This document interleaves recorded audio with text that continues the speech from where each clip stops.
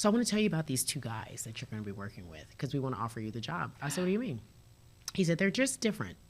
I said, they are? He goes, yeah, they're different. And I was like, what do you mean? They seem nice to me. He goes, well, yeah, you are going.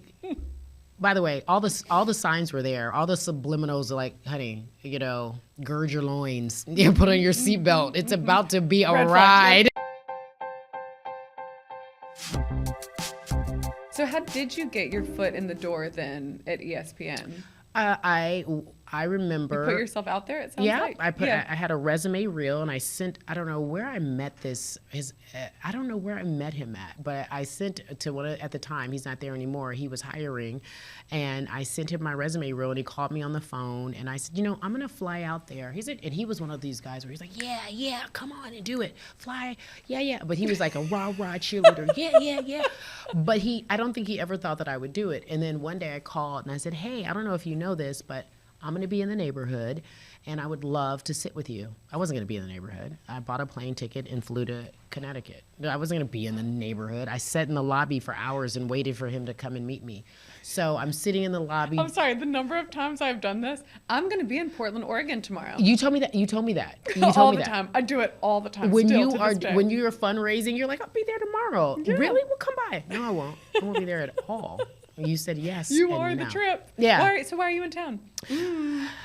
No real reason but to see you. That's all. And I sat in that lobby and he came and we chatted and he was like, okay, now talk to me for a half hour. He's like, okay, then.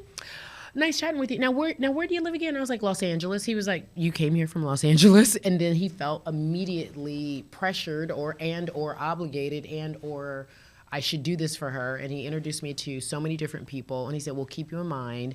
And every for a year, I would send him my resume reel from the tennis channel. I just updated and send it to him, And one day he called and he said, they're looking for a host of this one show called First Take. And in my mind, I was like, the show I turn down every morning because it's so loud. Because, I would be watching ESPN, and then when that would come on, I'm like, I cannot. Hot takes, just hot takes. I was like, I cannot. Yeah. And then I was like, and I was immediately intimidated. And I was like, well, what happened to Jay? Jay Crawford at the time was hosting. He's like, oh, Jay's just going to go and do Sports Center. I was like, okay. I don't know the politics. And I go and I do the audition, and I kill it. Like I'm not gonna lie to you. You're made for it. I surprised, and they did this thing where they would put the story in the prompter, totally different prompter story from Tennis Channel, and as I was reading, they turned the prompter off to see if I knew what the story was. So I'm reading the story and I'm getting ready to tease it up, and they just turn it off, and I just keep reading, and I just kind of tee up the questions to the guys, and I was like, funny, or they would do little things like, because that happens, your prompter does go out, or the story gets messed up, or they'd read a story and it wasn't the right story, the story didn't match with the video that I was talking about, and they want me to ad lib and recalibrate, and I was fine with it.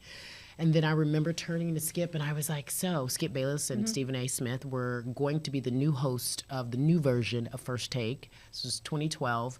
And they needed someone to be their moderator. And they would refer to it, especially in the blogs or in the papers, as a referee, if you will, which is exactly what I was, but not really. And I turned to Skip, and I had to chat with both of them after it was said and done. I was like, Skip, I think I did great. What do you think? He was like, that's not real. He was like, that's not what it's like. He was like, I mean, yeah, you did fine, but I mean, you can't really do this job unless you do the job. So, I mean, that's just fake. He was like, we really weren't retired. We really weren't doing our thing. But, I mean, you did good.